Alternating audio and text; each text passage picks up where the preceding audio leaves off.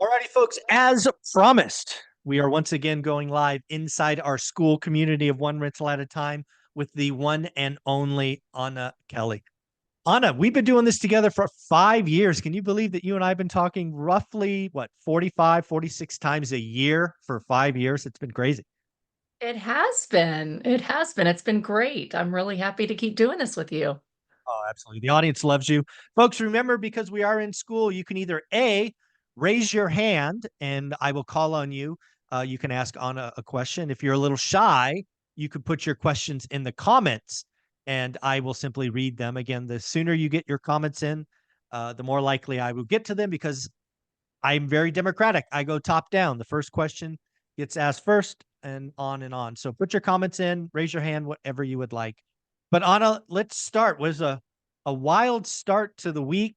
All right. The stock market was down big. Crypto was down big. Talk of the carry trade unwinding, a very weak jobs number on Friday, rates crashing. Where do you want to start in all of this? What caught your attention?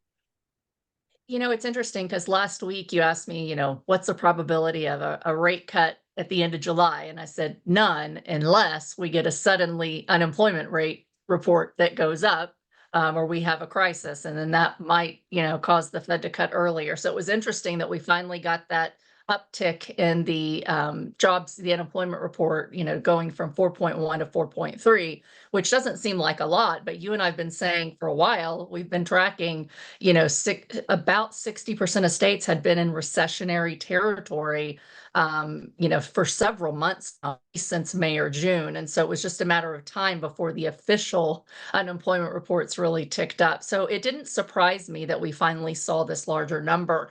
It did surprise me how quickly the market reacted to that with negativity. With that said, I think that the market's finally realizing, okay, Powell's holding too long. They were banking on a July cut, a lot of them. And then when they saw that unemployment number, like days after Jerome Powell said, employment's fine, job market is still fine. It's like Mhm. that dichotomy of it's fine, and then they didn't cut, and then, oh no, it's not fine. It's worse than they thought it would be. Not only worse unemployment, but worse number of new jobs created. And so I think the combination of that made them say, oh my goodness. At the same time, Iran threatened to go after Israel. And so Mhm. anytime you have uncertainty built upon uncertainty built upon uncertainty, at some point markets are going to panic and say, okay, we're not comfortable with the level of volatility. So I really think at a high level, if it had just been the unemployment print, there wasn't a lot of other volatility, I think the markets would have just absorbed it and say, okay, they've got to cut in September. But I think that combination of things, as well as, what happened with the Japanese yen, which a lot of investors really watch, I think it's that combo that's making the markets really uncertain about how much uncertainty is there left, even more so than should the Fed have cut already. Yeah. It's funny that, the yen carry trade is it might be the most popular trade out there right now, at least with the most leverage. And it's really simple, right? You borrow yen at 0 and you invest it somewhere else at 5 and you make the spread. And the Japanese have raised interest or raised rates ever so slightly. But Right. apparently that was enough to prick the bubble. And I don't know if you saw this, but Jeremy Siegel was all over the news yesterday begging the Fed for an emergency rate cut. What Yeah, people don't realize is if the US cut rates, like he said, 75 basis point, that would actually be counterproductive. That would force the carry trade to unwind even further.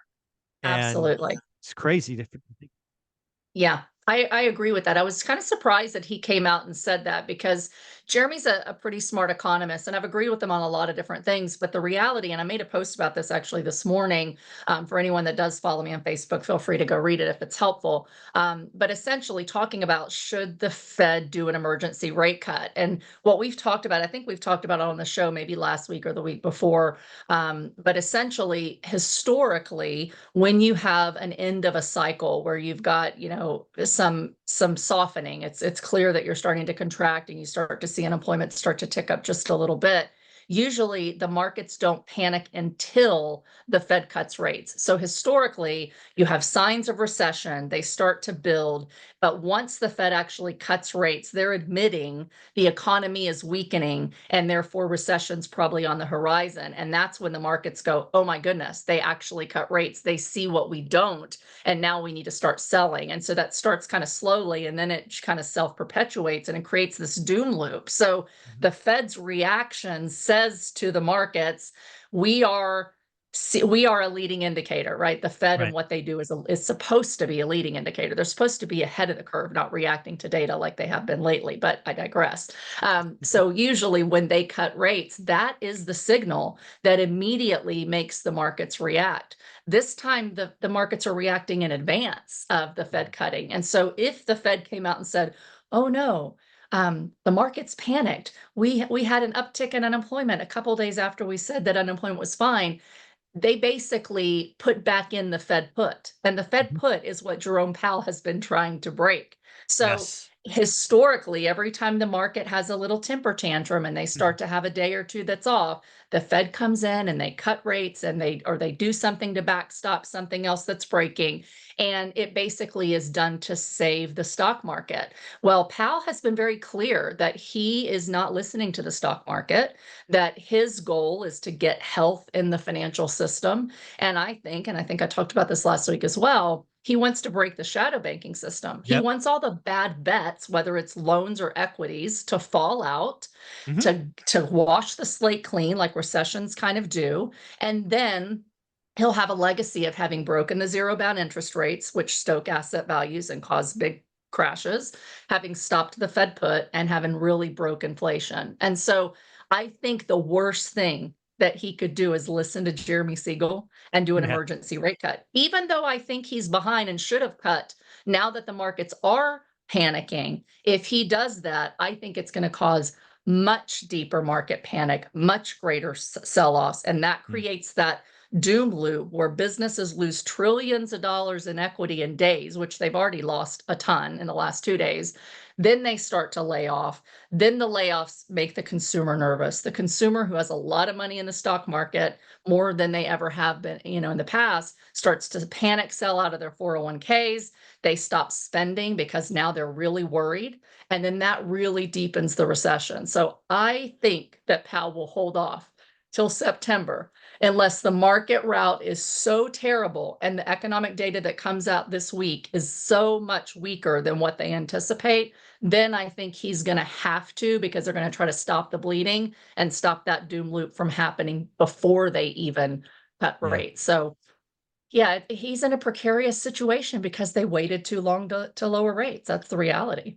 Yeah, it's really fun watching because again, I've always tried to help people understand the Fed has, their every 6 weeks they meet, they do their decision on rates, but between those meetings, they get in front of the press, and it's always fun watching their kind of talking points. So I have Yeah, two that I talked about this morning on the daily financial news. First was President Goolsby. yeah, Goolsby had two lines that I thought were interesting. The first one is, basically, hey, I just checked our Fed mandate, and it's not my job to keep the stock market happy. I was like, right. oh, I like that one, right? And that, to that point, that is what Powell's been saying. Like, they want to end the Fed put. And the fact Yes. that he came out and said, hey, I don't like being elevated and restrictionary into a weakening economy. He said that earlier Yep. this week. But to then come out and go, we're not here to make the stock market happy. To me, that signals, he knows what he's saying. And yes, he Oh doesn't yeah. speak officially for the Fed, but that signals to me they probably knew this could happen, Mhm. and they are going to hold strong and get rid of the Fed put. Yeah, it's been. I think we talked about this way back at Jackson Hole that Powell was playing for his legacy, right? He's already got enough Yes. money. He's already got all this stuff. He's playing for the history books, and breaking the Yeah. Fed put would put him on a Mount Rushmore of Fed presidents. That's where he wants to be, Right. right? He wants to be up That, there and with not Volcker. going back to zero bound. So Oh when he yeah. does cut rates, he doesn't want to take them back to, a quarter. And he Mm-mm. won't unless, if Iran attacks Israel like they say they're going to, and that really starts to escalate, things could get so bad that he's got to go back to the zero bound, but he will Yeah. do it dragging, kicking, and screaming. And I think that he's going to try to say, we're in control. We're going to cut in September. We're not going to give you the 3/4 of a point or the point that everybody's now hoping for and Yeah. pricing in. We'll give you 50. And then maybe, they give another 50, if things continue to go bad. But I think they're going to have to cut drastically at some point, but I think he's going to do it as slowly as he possibly can. And then he'll have the legacy of, I held it long enough to break recession. I wasn't an Arthur Burns. It didn't come back. I'm sorry, inflation, not Right. recession. And I broke the Fed put and I didn't go back to the zero bound. And I think that's his legacy, as well as letting the fallout happen to the shadow banking system so they can come in 2025 and finally Yeah. start regulating it. I agree with all of those. And that's the game he's playing, right? He's playing a much bigger game, frankly, a more important game. If he's able to accomplish all of those, it will be net positive, going forward. Because part of recession is a cleaning function. And he Yeah. knows that the shadow banking and the lending and all of that, there's some losses there's some pain that has to be felt, as Yeah. opposed to another bailout. So I think that's pretty And I think he interesting. can come back, when questioned later, why did you let this happen? Why did you let a recession happen? I think he's going to come back and say, I've told you from the beginning, it's Hmm. possible that the job markets will weaken. We need them to weaken. He said that, many Hmm. different times. However, we had enough problems that these other problems were more important than not letting us have a recession. We hoped for the soft landing, didn't quite come. Lots of things happened that we didn't expect, like, all these different wars and, Hmm. political candidates being almost killed and, Hmm. swap out of a president, all these things that he can say happened that they didn't Yep. see kind of exacerbated the recession. But I think if he came back and said, oh, I got rid of the Fed, I didn't get rid of the Fed put. I did go back to the zero bound. I did have a major recession. He wouldn't have any excuses for those. But if he Yeah. just lets the recession happen as a normal part of the business cycle that they said was a risk from the beginning and it just materialized, but he did all these other things, his legacy's intact and he'll write books about it and people will call him Oh a yeah. hero years from now. Yeah. Generations of, his kids he'll be remembered fondly if he's able Yeah. to do all of those. The other Fed president that spoke that I kind of noted on the daily financial news was Mary Daly, Fed President Mary Daly from San Francisco. She was out talking about, the job market is weakening. Uh, and then she said the line that I thought was really interesting. Uh, we could start cutting in quarters from now, not months, not weeks, Mhm. quarters. When So did she again, say that? I haven't heard her yet. yeah, she said that yesterday, so I noted it yesterday. Yeah. Yeah, Even after the 2 days of yeah, market meltdown, yeah, she right? said So it there's yesterday another one. afternoon. Yeah. So again, I think it's really interesting because the market is already pricing in 100% chance of a rate cut. I didn't check this morning, but yesterday it was like 80% chance of a 50 basis point cut, with some even betting on 75. This is in September, not emergency. Right. Um, but are you to the point where you think a September rate cut, at least a quarter point's a lock? Is that where you are? Yeah, I would say they if I had to guess today, I would say that they cut 50 basis points, but they wait to September. Again, there's all kinds of things that could make them finally capitulate and say we have to cut before September. Iran going after Iraq is the thing. I'm sorry, going after Israel is the thing that really is on my radar because it Yeah. impacts oil prices and actually oil and commodities have been hammered the last couple of days as well because of the fears of recession that people will use less oil, et cetera. But if you've got this escalation in the Middle East, which it looks like it might materialize, that could cause a lot of pain. And so I think if that happens and it's bad, I think war, along with stock market meltdown, along with unemployment all ticking up, is going to be enough that they say there's too much weakening all of a sudden and suddenly, along with the political uncertainty that's coming, and curiouser and curiouser by the day. I think that there are scenarios playing out that could make them say we wanted to hold off, but we felt like we had to because of all these things beyond our control. The other thing, that I'm watching, and I'm not an expert on this, so this is just me, thinking through and processing without any expertise on it. I mean, I have been in private banking and I've been in institutional investing as my corporate career before I retired 5 years ago for 20 years. So I know more than most, but I don't know than your average investor, right? But I don't know the intricacies. But I read a book I actually recommended on the show about a year and a half ago called Global Shocks. I don't remember who wrote it, but it's a really interesting read. And it's written by a guy who either worked for the Fed or the Treasury for a long time. They've been in government and politics, financial politics, economics for a long time. And they talked about all the kinds of global shocks that impact economies and how the US has reacted to them. And one of them is the currency war. And we've talked a little bit about it over the last couple of years as we've seen the US dollar becoming stronger or weaker.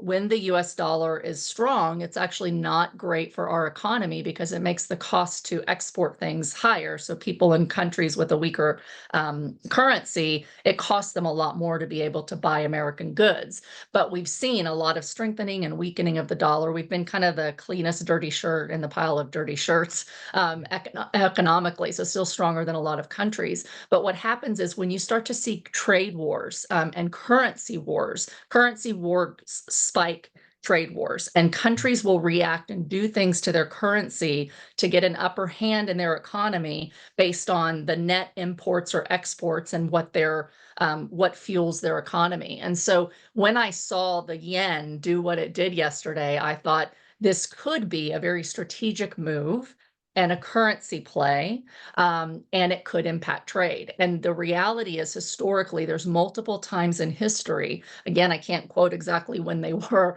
I know in the 70s during the Iran-Contra, all of that kind of stuff, or wars with Cuba and threats of war, and under Kennedy, there were some currency wars. But essentially, the Fed can react and do what it needs to do to rates to strengthen or weaken the dollar just because of what's happening to other countries and their currencies and what they're doing to battle us for the trade and upper hand of the currency. So that's another thing that I'm just kind of watching and going, okay, the Fed may react if there's a currency war, or let's say Iran goes after Israel. And then we start to see that coalition of Russia and China coming on the backs, going after Israel against the US and our allies. They can start to do some things with their currency that could make us react just because of that, not so much because the market is melting down or we have a recession. So I'm just kind of watching and understanding that our economy is really complex. It's much more complex than most people think. It's not as black and white as, I know we opened the show with me saying history shows that, Huh. the market's going to panic once the Fed cuts rate. It's not quite that black and white because there's always these external factors that happen at the same time that could make the Fed and the Treasury react in different ways than what we think is going to happen based on history. So I know enough to say that I don't know enough to say, Mhm. is there anything that can cause the Fed to cut rates before September? I think there's a lot of things that can cause them to do it. I still think it would be a mistake based upon what I know today. But we'll see. We'll see. Yeah. Yeah, folks, remember you can either raise your hand or put questions and comments below. I will get to those when you have them. Lots of you have always wanted to ask Anna some questions, so this is your opportunity. Raise your hand or put comments below, but we will just keep going. Anna, one of the things that I think is pretty interesting is I think this election cycle, more than most, is really going to cause the consumer behavior to contract.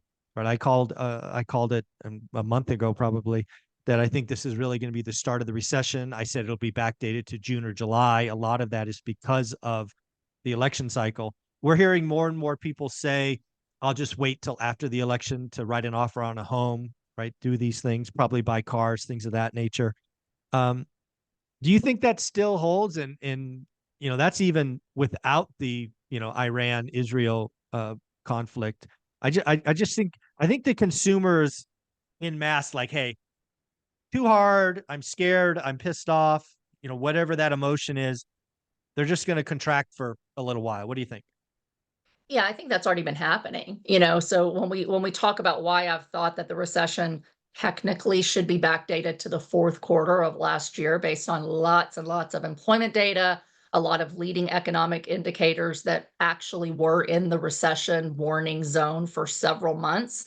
The reason that I thought it should be backdated is because all those things were already happening. It just Mm, wasn't public data. It's not the headline data that was announced. But if you went to the conference board and you looked at the Fed, the Dallas Fed, and you look at their leading economic indicators, you can read in their own words that the economy is softening, it's weakening, a recession is very close. We have recession warnings, but then they come out in their press release and say the economy's strong, right? But the reality is, I've been saying for a while, when we talk about what's going to happen to the housing market, are prices going to go up, or are prices going to go down when rates fall? Where's there going to be demand versus supply? Now, when rates come down, for example, you might have supply increase because sellers are willing to move and find another house with a lower interest rate.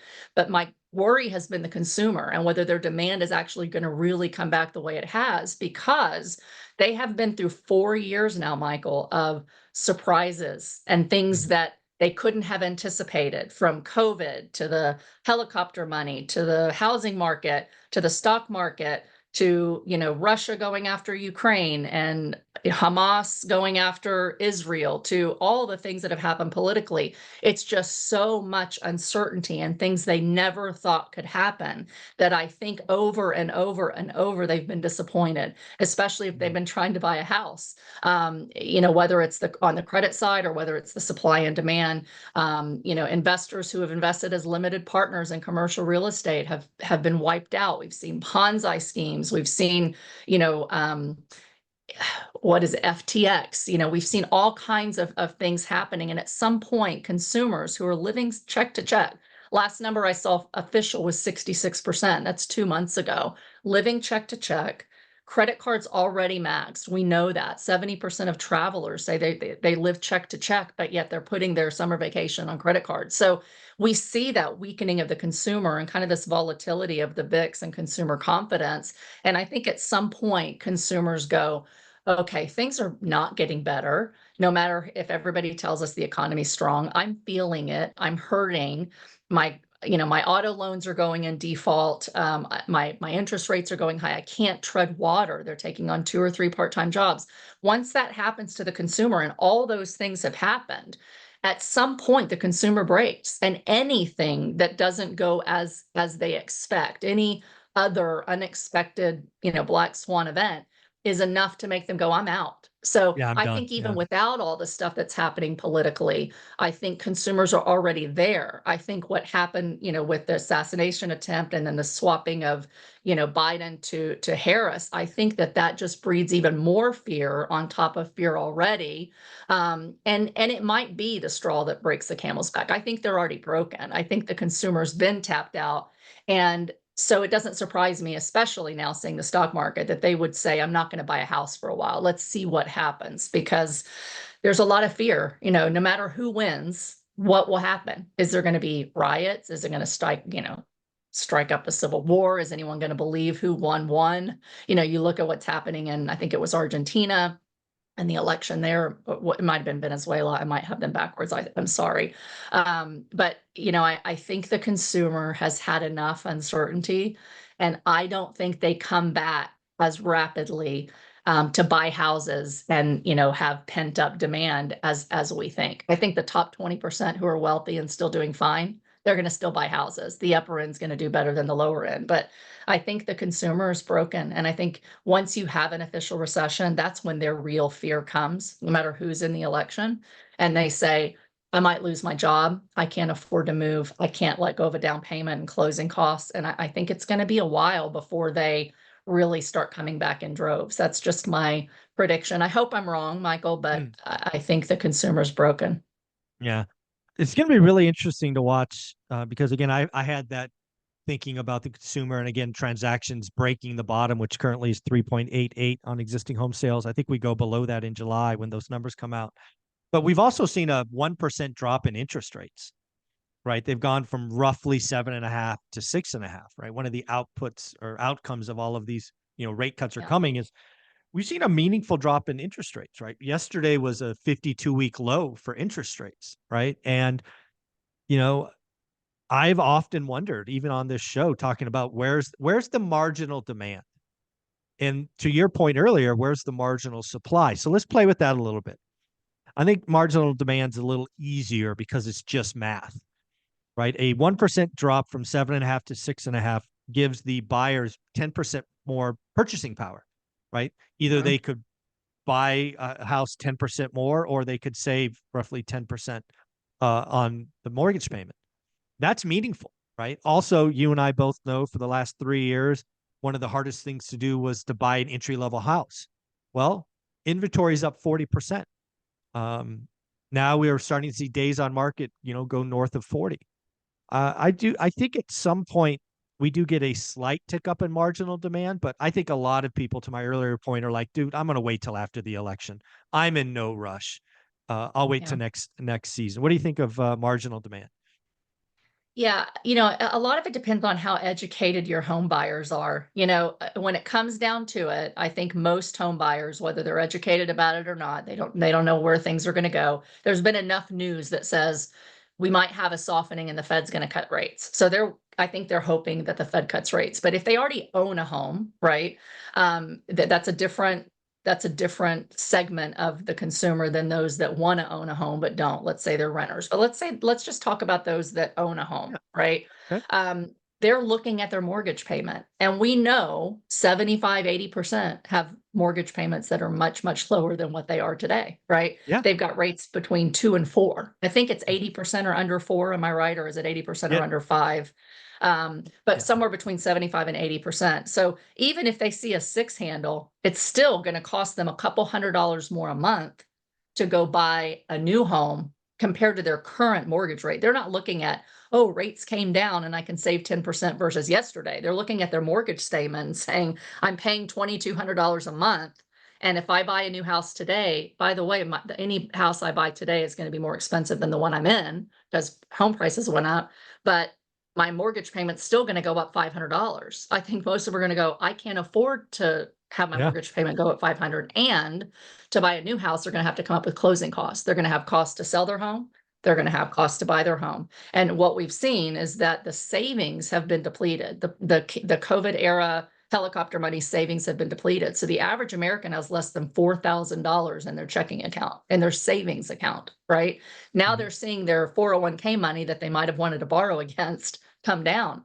I think they just look at the math and go, I still can't afford to move until rates come down meaningfully. And I'm Right. saying, post recession, and we might not have that long to wait, but I think until rates get in the like 5% range, I think they've got to be at 5 or lower to really start unlocking some of that marginal demand for the average homeowner.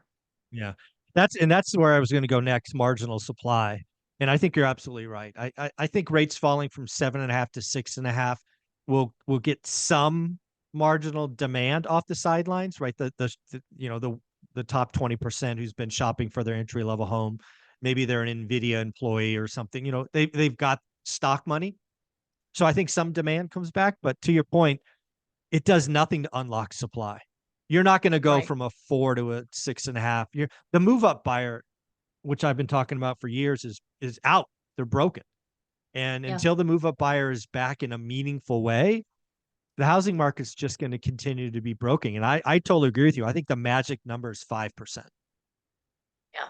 I think It's got to get there to unlock a meaningful amount of supply and demand, because a mhm. lot of those homeowners they're both the seller and the buyer. No, So yeah, they they're got to two be motivated. transactions. Yep. They Yeah. got to be motivated enough to get out of their current home, find something if they can from the limited supply that's out there now, and even if that upticks, that they're reasonably going to be happy living in compared to where they are. And a lot of people remodel their homes already too. So they've Mhm. already got, the house that they wanted with the rates that were really low. So they've got to be able to find something they like just as much and sell their home for top dollar and get that lower interest rate. And I'm somebody that's in that top 1%, and I'm very, very grateful. But I've looked at my house and I've seen a couple houses come on the market that I've said I'm never moving again, ever, ever, ever. But I've seen a couple houses that I'm like, oh, that's really nice. And then when I look at my numbers, I'm like, that would be so stupid, like so stupid, right? Why Yeah. would I ever give up a 2 point? I think my house is 2.3% or Wow. 2.6%. One of my houses.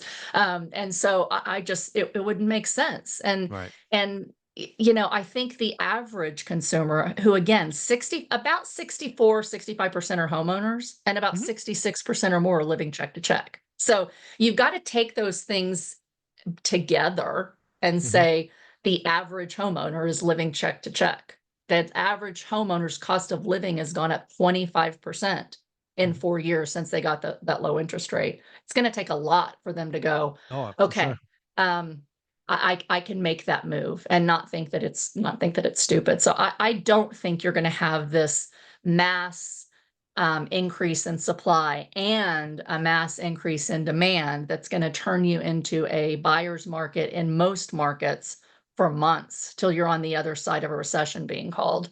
I could Yeah. be wrong. And here's the thing, you and I talk about this a lot, but I just feel like you gotta like hit the nail on the head a zillion Mm. times, right? Is every market is so different. And it really depends on supply and demand in your market, Mhm. how strong and resilient your market, your local markets are.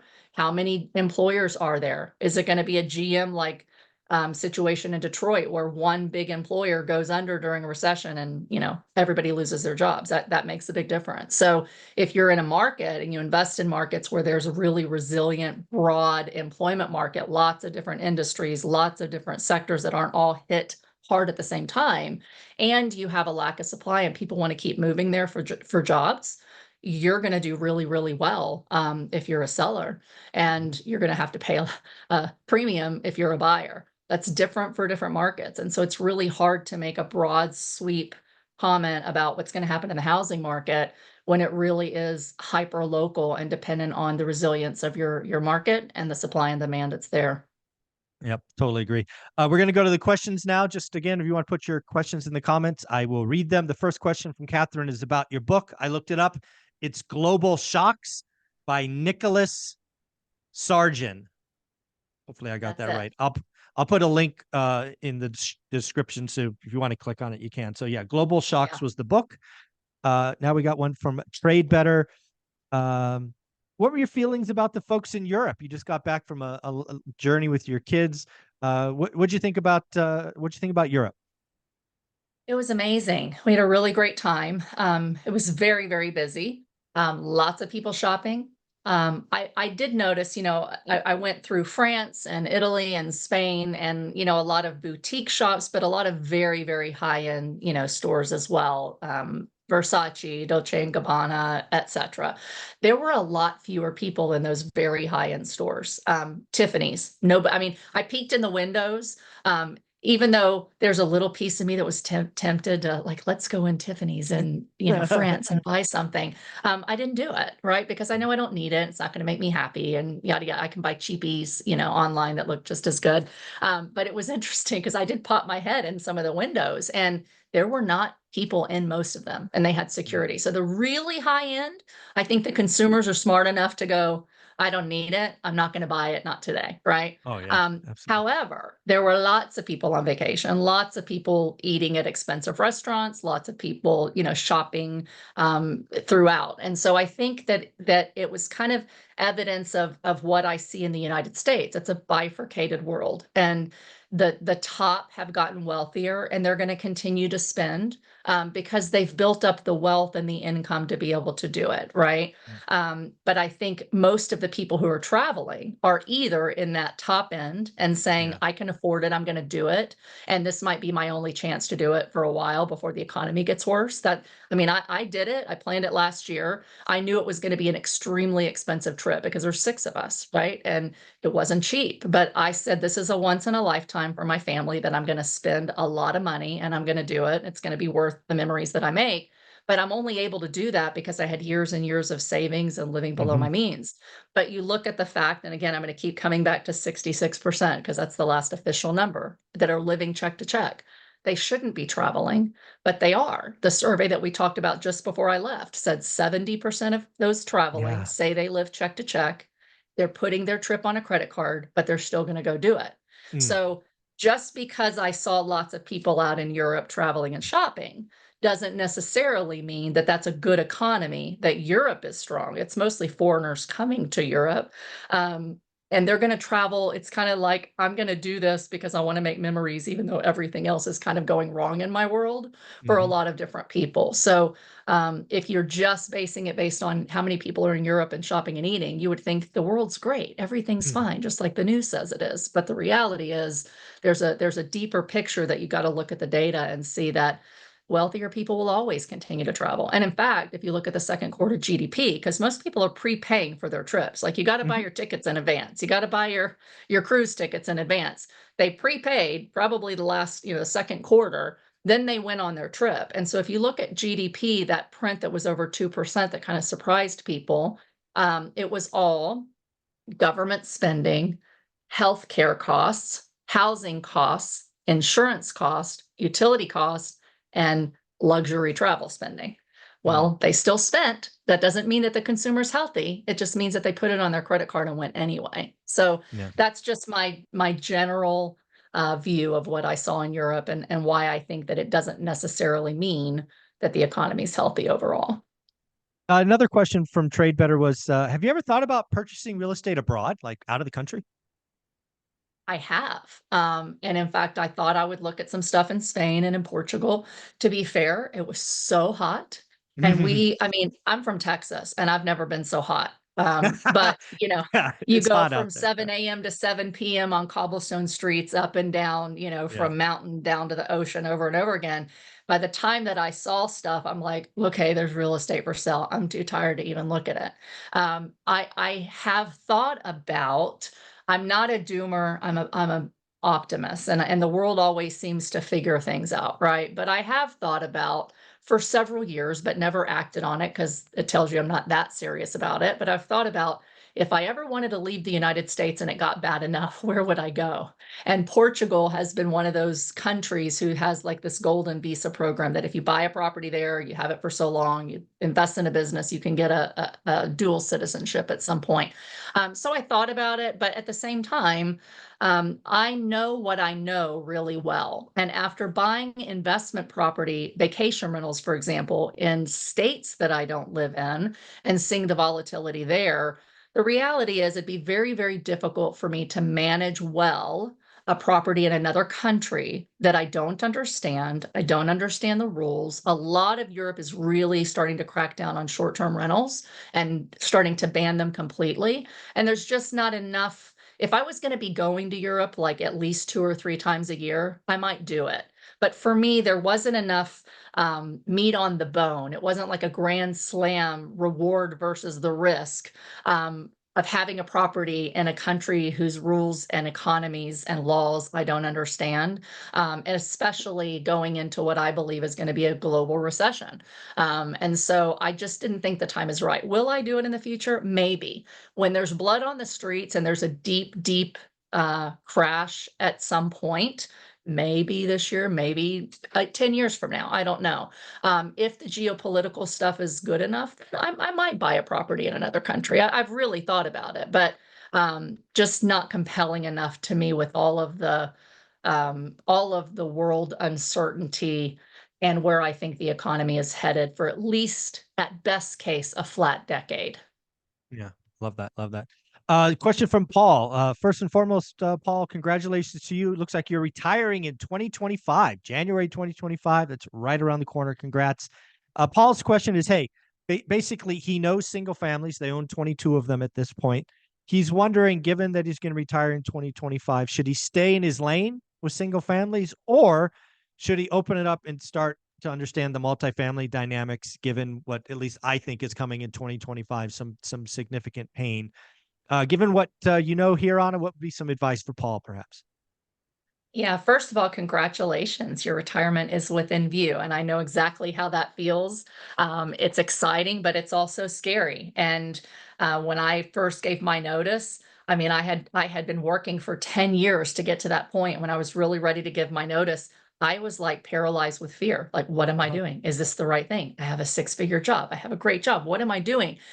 Is the economy going to crash? And when I gave my notice, when I started to prepare to give my notice, it was December of 2018 when I did my first larger multifamily deal. And we had a manufacturing recession and we had a market temper tantrum, right? In January of 2019 that caused the Fed to react and lower rates. And so I was starting to question, where's the economy going? And look, we're 5 years later and the economy's okay-ish, Mhm. but heading into a contraction. So with that said, don't don't make any big decisions that are big change between now and a few months after you retire, because you will not be at your top, you'll second guess everything you're doing because suddenly you're moving from that secure paycheck to now you're on your own. And so just be really careful not to shift gears and make big decisions and put big money onto something new or to totally try to change everything. This isn't the time in the economy to do it. So not only is it just dangerous to make big life-changing, big money decisions anytime you're going through major change, which is like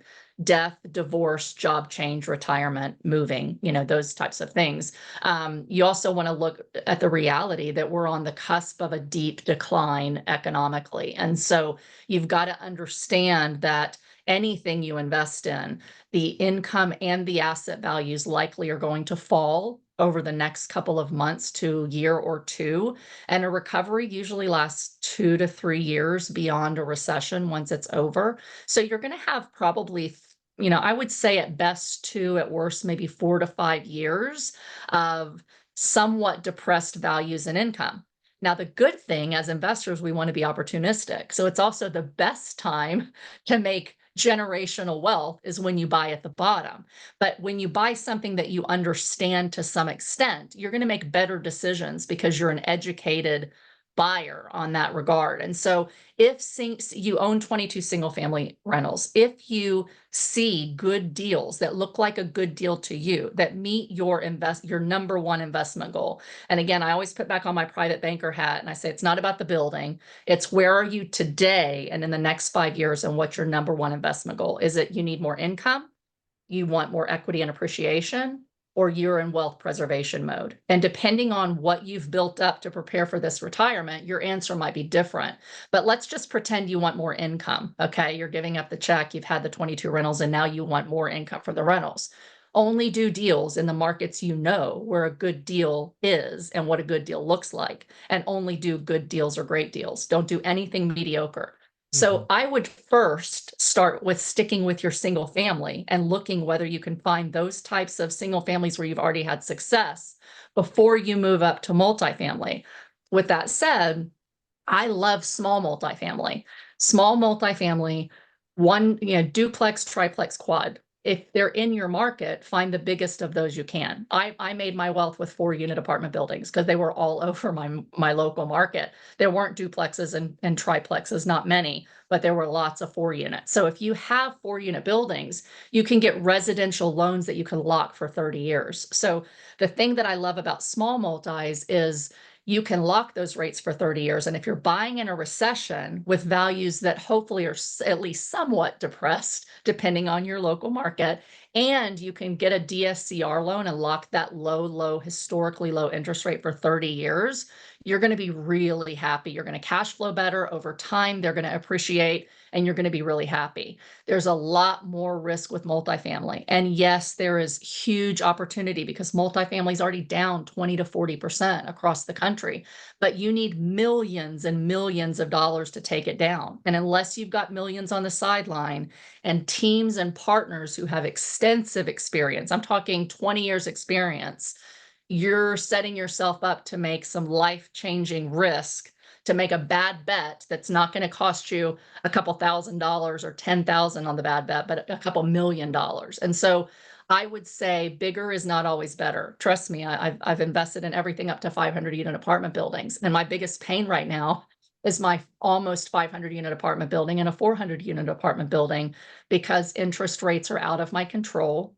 Insurance and taxes are out of my control. So both my income, my net income, and my cap rate, the denominator that determines the value of that asset, are really stretched. They're really significantly challenged, and it's hard to get those through. And you have investors. So if you don't have experience working with investors and you don't have enough confidence in doing that deal that you can put investor risk at money, I say don't play in that game for a while. Let the big guys play. And if you want a piece of large multifamily, invest with a syndicator like myself. I haven't done a big deal in 2 years, almost 2 years, because there hasn't been anything with a good enough return for the risk that I have to take for myself and my investors in the large multifamily space. So that would be my advice. Stick to single, small multis, lock by as much as you can that cash flows with 30-year fixed interest rates, hopefully sub 5, and you will be happy. Don't let FOMO make you Yeah. think that bigger is better. Yeah, it's kind of exactly my advice. If you already got something that's working, you're going to enjoy retirement. To me, that means you're not in massive growth mode. Just stick with Yeah, what works, right? Don't bigger is not always better. In fact, I yeah. think we have a lot of pain coming there. We have One one last thing brave. I would Oh, just add to there, Michael, I'm sorry, just sure. for everybody, even if income is your number one or appreciation is your number one, everybody, I don't care who you are and how much you have, right now, asset preservation should be your number one, at least until we're on the other side of a recession being declared, the market falling the 35% that it usually does historically after a market crash. When we're on the other side of that, that's when you go, okay, the recession is definitely here. The Fed has cut rates. Things are falling out. This is where there's pain on the streets, blood on the streets, massive opportunity. Now I'm going to go in to try to buy that stuff to give me more income and appreciation. Don't do it between now and then, unless you've got a lot of money. I mean, Michael and I are still looking at deals every day, and I want you to look at deals every day. And if you find a phenomenal deal that's going to preserve your wealth and meet that extra income or appreciation, great. But Yep. don't bank on appreciation. It's going to take years to appreciate for most properties after we go through Hmm. the recession or recovery. Make asset preservation really important. It's okay to be conservative. And this is the time when you need to be conservative until you know we're in a recession. Now, preserve what you got and work on your other goal at the same time. Awesome. We got our first brave soul raising his hand, so we're going to call on Trade Better to ask his question. Hey, thanks for taking my question. Anna, you have perfect pivot story for when the '08 crash and happened and everything. So I guess because I, have loved ones, family, friends who are kind of in the check to check, would you speak to them without, I guess, being too preachy about wealth preservation and everything? Yeah, it's really hard. It really is because the reality is most people have never known anything different, right? I grew up in poverty and I still have family who are in poverty and have poverty mentality, and I've tried to help them. I have a couple that have actually said, okay, first thing I did, love him or hate him, but I introduced them to Dave Ramsey because their first steps were they need the baby steps. And yes, I don't take his advice always as someone who's already built wealth, right? Because I would do things somewhat differently. But for the average person that lives check to check, they didn't just suddenly become that way. Now, yes, they've had an increase of 24, 25%, maybe even more in their cost of living. So they're stretched even further than they were. But I would start out with they need to really get on a budget and not just say, oh, I'm on a budget, but really get on a budget and cut their discretionary spending. And the recession is going to force them to do that. They probably already had to start doing it because of inflation, but I would introduce them to someone like Dave Ramsey, who's going to really help them understand the baby steps of you will never get out of living check to check until you learn to live below your means, quit putting everything on credit, pay off your credit cards. Most people, I don't want to tell them to go buy an investment property that's going to make them 8% when they've got 50 grand of interest at 20, 23%. I want them to pay down that debt first. There's lots of ways you can get it at lower interest rates and whatever, but they have to learn the baby steps. So I would encourage them, and I've gifted my family members Financial Peace University by Dave Ramsey. I used to teach it at my church. Now it's been, a few years and he's changed his program and whatnot, but I would start there because then it's a gift and it's like, hey, I've noticed that you're struggling. We've talked about this before. This is something that can really help you to just understand the basics of money and how to get ahead a little bit.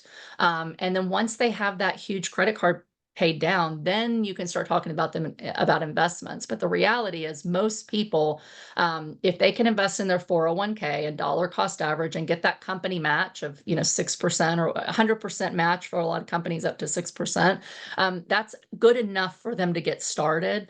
But it's really difficult for people to internalize it until they take the first step to say, I know I have a problem with my finances. I know I'm never going to get ahead if I don't get control of it.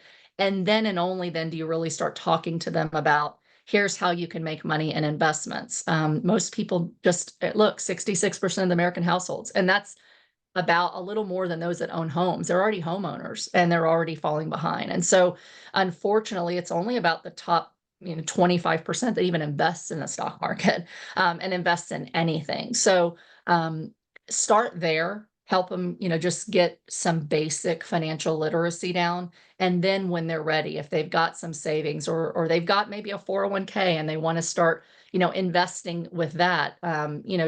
Talk to them about talking to someone about taking a 401k loan and whether that might be a smarter way to pay down their debt, and then start to maybe use some of their 401k to invest long term.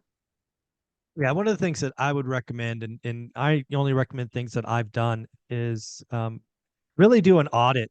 Ask them to do an audit of their last 90 days of spending. And what I mean by an audit is what's a need versus a want. I think you have to ask yourself honest discussions. I think you have to do it with your partner, husband, wife, girlfriend, boyfriend, whatever. You have to do it together, because maybe what you think's a need, they think's a want. And you just have to start the conversation. And I totally agree. For most folks, Dave Ramsey, baby steps, home run. That's great advice.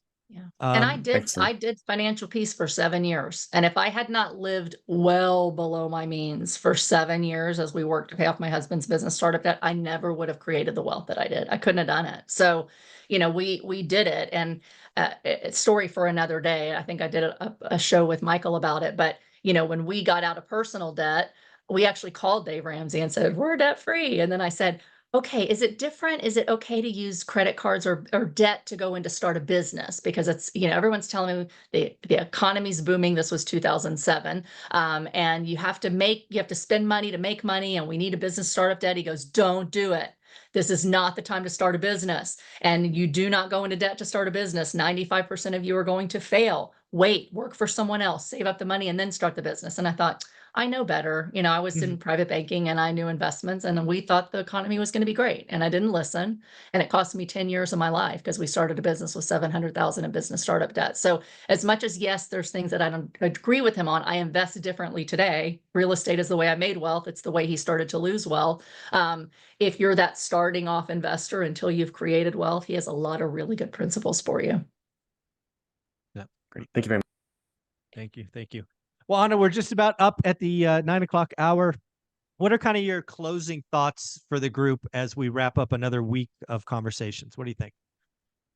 I think the biggest thing right now, if there was only one other thing that I could add to it, is just to really remember, Warren Buffett just pulled out significant millions and millions, maybe even billion. I don't know how much. $277 billion in cash. I thought it was billion, but I thought no. But he just pulled out of the markets, and he has in cash, right? And one of his adages that's really resonated with me is to be fearful when others are greedy and be greedy when others are fearful. And so you are going to see a lot more negative news in the coming days, in the coming weeks, in the coming months. It's going to get worse. There's going to be more things that are surprising. And you have to have the wherewithal to understand the reality of history shows us that when things are really bad, it's the time for you to wait till it's clear that it's really bad, right? Wait till we're in that recession. But the time to realize that right when all your family and your friends and your investor friends who've been doing it, who are out, and they say, it's not working. Run away. What are you doing? You're an idiot. Why are you buying real estate? Real estate's crashing. The world is crashing.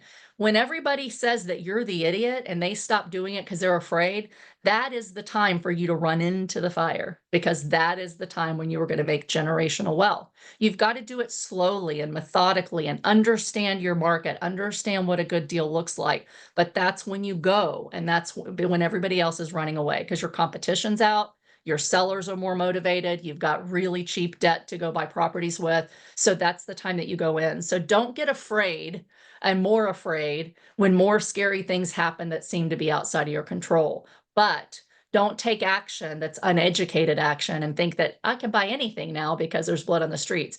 You don't want to pick up someone else's headache and someone else's problem property that they haven't been able to make work. So be very careful, but be excited. I'm excited because finally I see all the signs are starting to really ramp up together and coincide that says, yes, the recession's here, and that's going to mean big opportunity for me. So do the work. Keep listening to the show. We'll continue to, tell you what we think about, where we are, and don't go it alone. I went it alone in the beginning, and I was a little gun shy because I lost so much in 2008, 2009 working for AIG that I was nervous. But I went and I took a leap of faith, even though I was afraid, and my life completely changed for it. So this is exciting. Watch what's to come. If you need you need someone to shake you and say, don't be scared. This is still a good thing to do. I can tell you that in all the years I've worked and invested in the financial sector as well as real estate, there is nothing greater than real estate to create wealth, to sustain wealth, and to grow wealth. There's nothing greater, not the stock market. I don't care how well it's done, in the past, but that you can also control, and you can sleep at night knowing that it's going to be there for you in the future. So I'm excited. I hope that you're getting excited, and just hang on, because it's gonna keep changing and getting even more interesting. Anna, you're amazing. Thank you for being here. Thank you for being a part of school, sharing your wisdom, encouragement, thoughts. You are amazing. We'll talk next week. Take care. Yeah. Bye. Take care, guys. Thank you. Bye.